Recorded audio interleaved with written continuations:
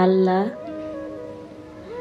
ও আল্লাহ, তুমি তো জানো আমার দুনিয়ায় কেউ নাই, মা নাই, বাবা নাই, আত্মীয় স্বজন নাই, আমার একজন স্বামী, হ্যাঁ না ডাইনও চিনে না, বামও চিনে না।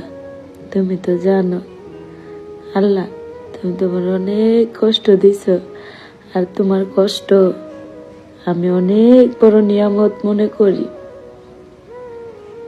তোমার কষ্ট আমি খুব খুশি, তোমার কষ্ট পাইয়া। ও আল্লাহ, এবারের কষ্টটা না আমি একটু মানতে পারি নাই। কত ভাতের অভাব, কত কাপড়ের অভাব, কত খাওয়ার অভাব, কত কিছুর অভাব আমি না সহ্য করছি, তুমি না দেখছো। আল্লাহ, তোমার আমি একটা কথা কই,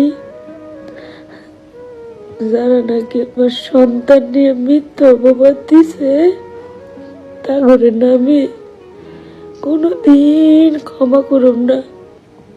আমার পক্ষে সম্ভব না তা করে ক্ষমা করা। আমার না দুনিয়ায় তো কেউ নাই, আমি তো তোমার কাছে বিচারটা দিলাম, তুমি তো বিচার কইরো,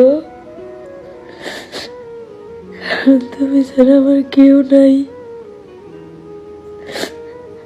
আর তোমার বিচার অনেক ভয়ঙ্কর হয় শুনছি, যার কেউ নাই তার পাশে তুমি থাকো।